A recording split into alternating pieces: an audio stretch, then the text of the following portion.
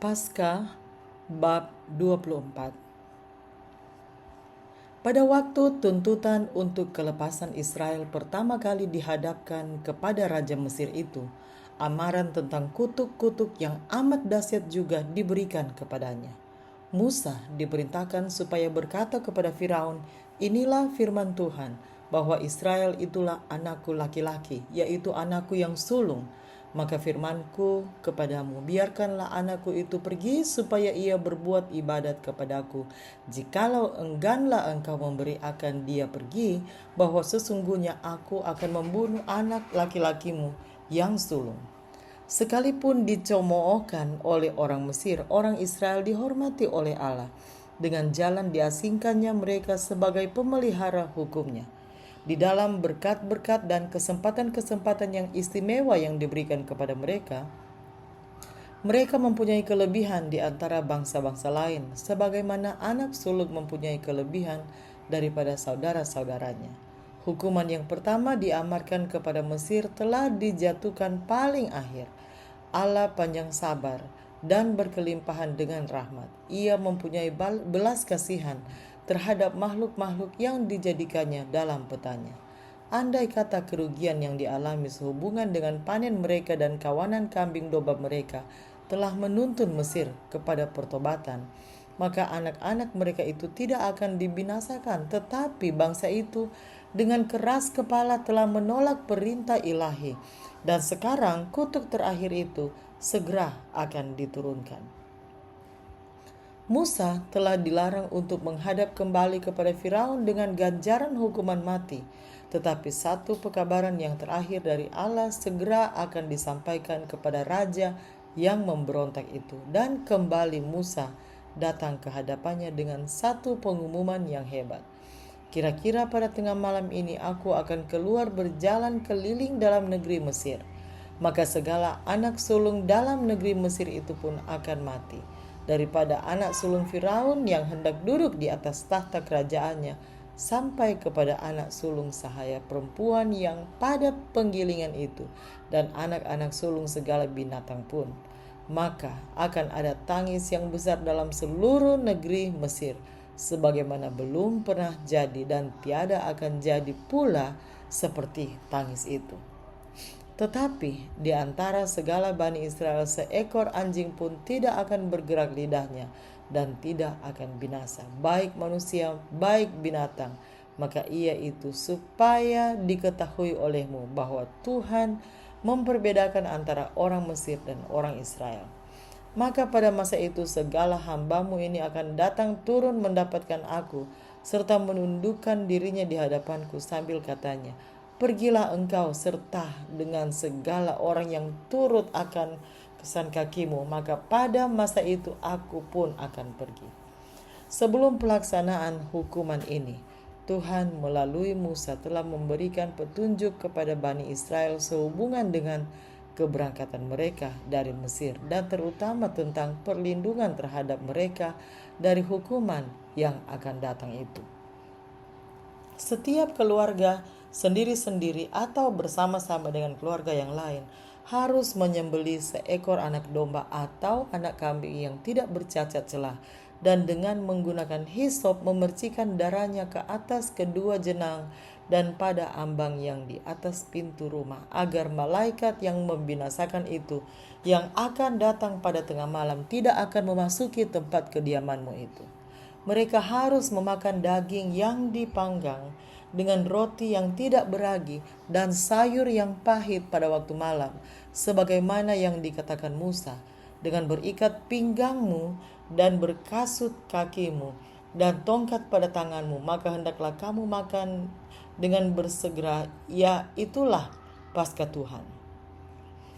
Tuhan mengumumkan, karena pada malam ini juga aku akan melalui benua Mesir sambil kupalu segala anak sulung dalam Mesir daripada manusia dan binatang, serta aku akan melakukan hukumanku atas segala berhala Mesir, bahwa akulah Tuhan. Maka darah itu pun menjadi satu tanda bagimu pada segala rumah tempat kamu ada. Maka apabila aku melihat darah itu, aku akan lalu daripadamu, sehingga suatu bala kebinasaan pun tidak akan ada di antara kamu apabila aku memalu negeri Mesir itu. Untuk memperingati kelepasan yang besar ini, satu upacara perayaan harus diadakan setiap tahun oleh orang Israel di dalam generasi-generasi mendatang. Maka hari ini menjadi bagimu suatu peringatan. Hendaklah kamu mempermuliakan Dia akan hari raya bagi Tuhan, dan hendaklah kamu mempermuliakan Dia turun-temurun. Jadikan adat yang kekal adanya. Apabila mereka mengadakan pesta perayaan itu pada tahun-tahun mendatang, mereka harus menceritakan kembali kepada anak-anak mereka cerita tentang kelepasan yang besar itu, sebagaimana yang diperintahkan oleh Musa kepada mereka. Hendaklah kamu sahut, inilah korban Paskah bagi Tuhan, yang telah lalu daripada segala rumah Bani Israel dalam negeri Mesir. Tatkala dipalunya segala orang Mesir, maka dilindungkannya segala rumah kami. Lebih jauh lagi, anak sulung manusia dan juga binatang harus menjadi milik Tuhan dan dapat diambil kembali hanya dengan satu tebusan sebagai satu pengakuan bahwa pada waktu anak-anak sulung orang Mesir dibinasakan, maka anak-anak sulung Israel sekalipun oleh kemurahan Tuhan telah dipeliharakan juga terbuka kepadaku kutuk yang sama itu, kalau bukan karena korban penebusan. Tuhan mengumumkan, karena segala anak sulung itu milikku, maka pada hari aku palu segala anak sulung di negeri Mesir, pada hari itu juga telah kusucikan bagiku segala yang sulung di antara Israel, baik manusia, baik binatang. Ia itu aku punya. Bilangan 3 ayat 13. Setelah ditetapkannya upacara Ka'bah, Tuhan memilih bagi dirinya suku Lewi untuk melaksanakan pekerjaan Ka'bah, gantinya anak-anak sulung bangsa itu. Ia berkata, karena mereka itu telah dipersembahkan kepadaku dari antara segala Bani Israel, maka akan ganti segala yang mula-mula keluar dari dalam rahim, yaitu ganti segala anak sulung Bani Israel. Mereka itu telah kuambil bagi diriku. Namun demikian, semua orang masih diharuskan untuk membayar harga tebusan bagi anak sulung sebagai pengakuan terhadap rahmat Allah. Segala yang mula-mula keluar dari dalam rahim, daripada segala kejadian yang patut dipersembahkan orang kepada Tuhan, daripada manusia atau binatang, ia itu menjadi milik kamu. Tetapi akan anak sulung manusia tak akan jangan kamu tebus. Demikian pun segala anak sulung binatang yang haram patutlah kamu tebus. Maka tebusannya, umur sebulan hendaklah kamu tebus atas nilaianmu dengan perak sampai 5 sikal tempat suci, yaitu yang ada 20 gerah. Bilangan 18 ayat 15 dan 16. Paskah haruslah bersifat memperingati dan juga sebagai satu lambang, bukan hanya menunjukkan kembali kepada kelepasan dari Mesir, tetapi juga ke depan kepada kelepasan yang lebih besar yang akan dilaksanakan oleh Kristus dalam membebaskan umatnya dari belenggu dosa. Domba yang dikorbankan itu melambangkan anak domba Allah, yang di dalamnya terdapat satu-satunya pengharapan kita untuk memperoleh keselamatan. Kata Rasul, karena sudah tersembelih Paskah kita, yaitu Kristus. 1 Korintus 5 ayat 7. Tidaklah cukup domba itu disembelih, darahnya harus dipercikan di atas ambang pintu. Demikian juga jasa dari darah Kristus harus dikenakan kepada jiwa kita. Kita harus percaya bukan saja ia telah mati bagi dunia ini, tetapi juga ia telah mati bagi kita secara perseorangan. Kita harus mengenakan kepada diri kita jasa daripada korban penebusan itu. Hisop yang digunakan untuk memercikan darah itu adalah lambang daripada penyucian. Karena itu juga digunakan dalam membersihkan orang kusta dan juga mereka yang telah ternoda karena menjamah orang mati. Di dalam doa pemazmur, maknanya juga terlihat. Sucikanlah aku dengan hisop daripada dosa, maka aku pun akan suci kelak. Basuhkanlah aku, maka aku akan putih daripada salju. Mazmur 51 ayat 9. Anak domba itu harus disediakan dalam keadaan utuh, sebilah tulangnya pun tidak boleh dipatahkan. Begitu pula sebilah tulang pun tidak akan dipatahkan daripada anak domba Allah itu yang akan mati bagi kita. Yohanes 19 ayat 36. Dengan cara itu dilambangkan pula kesempurnaan pengorbanan Kristus. Dagingnya harus dimakan. Tidaklah cukup bahwa kita mempercayai Kristus untuk memperoleh keampunan dari dosa. Oleh iman kita harus tetap menerima kekuatan rohani dan juga makanan dari Dia melalui firman-Nya. Kata Kristus, "Jikalau tiada kamu makan tubuh anak manusia dan minum darahnya, tiadalah kamu menaruh hidup di dalam dirimu. Barang siapa yang makan tubuhku dan minum darahku, padanya lah hidup yang kekal." Yohanes 6 ayat 53 dan 54. Dan untuk menerangkan maksudnya itu ia berkata, "Adapun perkataan yang aku katakan kepadamu, itulah roh dan hidup adanya." Ayat 63. Yesus telah menerima hukum Bapanya dan menyatakan prinsip-prinsipnya di dalam kehidupannya, menyatakan rohnya dan menunjukkan kuasanya yang mendatangkan kebaikan di dalam hati.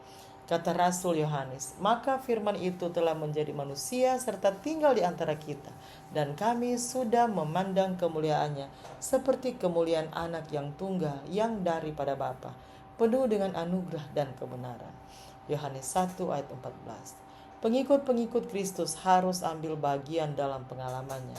Mereka harus menerima serta memadukan firman Allah agar itu dapat menjadi motif kehidupan serta tindakan. Oleh kuasa Kristus mereka harus diubahkan menjadi serupa dengan Dia dan memantulkan sifat-sifat ilahi. Mereka harus makan daging dan minum darah anak Allah. Kalau tidak, maka tidak akan ada hidup di dalam diri mereka.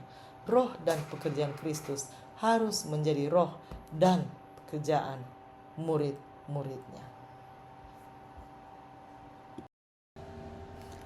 Anak domba itu harus dimakan bersama dengan sayur-sayuran yang pahit untuk mengingatkan kembali kepada pahitnya perbudakan di Mesir. Demikian juga bila mana kita makan daripada Kristus, itu harus dijalankan dengan hati yang remuk redam oleh sebab dosa-dosa kita. Penggunaan roti yang tidak beragi juga penuh makna. Secara jelas itu dinyatakan di dalam hukum Paskah dan dengan cermat dilaksanakan dalam kebiasaan orang Yahudi bahwa tidak boleh ada ragi didapati di dalam rumah mereka selama pesta itu. Demikian pula ragi dosa itu harus dibuang dari semua orang yang mau menerima hidup dan makanan daripada Kristus. Demikian juga Paulus menulis kepada sidang di Korinti, "Buangkan ragi yang lama itu supaya kamu menjadi segumpal yang baru, karena sudah tersembelih Paskah kita, yaitu Kristus. Sebab itu biarlah kita merayakan masa raya bukannya dengan ragi yang lama dan bukannya dengan ragi yang niat jahat dan berkejahatan, melainkan dengan peri yang tiada beragi, yaitu dengan hati yang jernih dan yang benar." 1 Korintus 5 ayat 7 dan 8. Sebelum memperoleh kebebasan, seorang budak harus menunjukkan iman mereka akan kelepasan yang besar yang akan segera dilaksanakan. Tanda darah itu harus dikenakan kepada rumah mereka dan mereka harus memisahkan diri dan keluarga mereka dari orang Mesir dan berkumpul di dalam tempat tinggal mereka sendiri.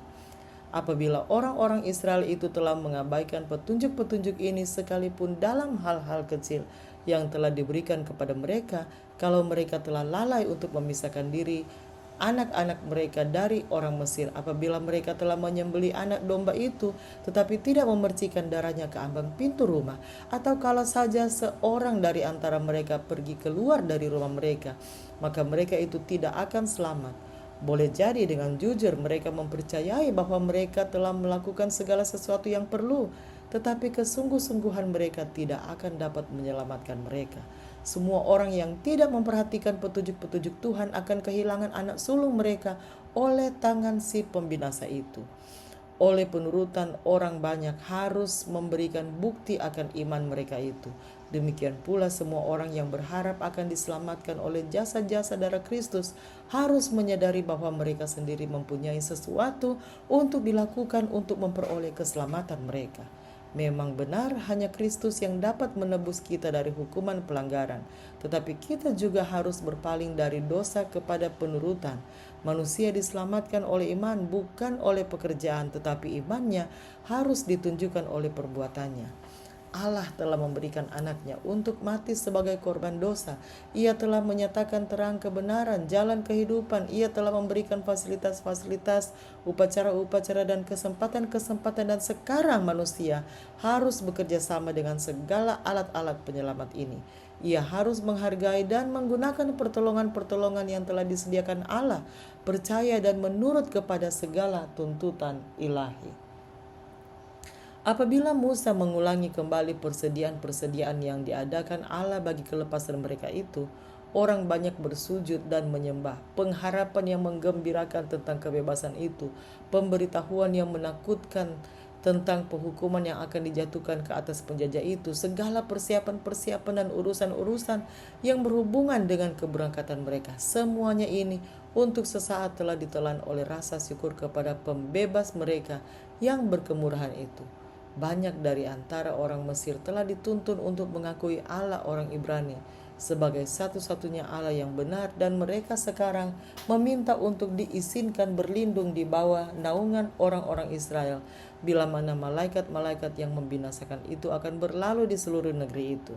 Mereka disambut dengan penuh kegembiraan dan mereka berjanji mulai saat itu akan melayani Allah Yakub dan keluar dari Mesir bersama dengan umatnya.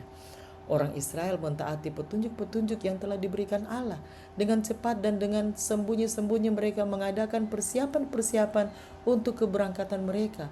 Keluarga-keluarga mereka dikumpulkan, domba Paskah disembelih, dagingnya dipanggang di atas api, roti yang tidak beragi dan sayur pahit disediakan. Bapa dan imam daripada rumah tangga memercikan darah di atas ambang pintu dan menggabungkan diri dengan keluarganya di dalam tempat kediaman mereka. Dengan tergesa-gesa dan diam-diam domba Paskah itu dimakan. Dengan rasa takut orang banyak berdoa dan berjaga-jaga. Hati anak sulung mulai dari yang besar sampai kepada anak-anak kecil berdebar-debar disertai rasa gentar. Bapak-bapak dan ibu memeluk anak sulung kesayangan mereka apabila mereka memikirkan tentang hukuman yang menakutkan yang akan datang malam itu.